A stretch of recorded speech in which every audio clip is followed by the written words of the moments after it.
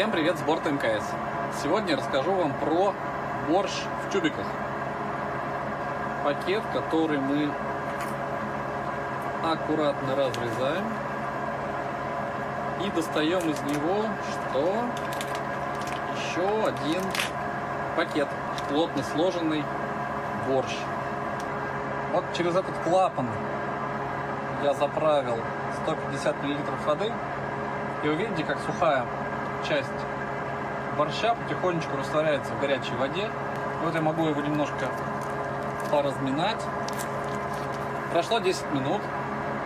Борщ за это время полностью восстановился.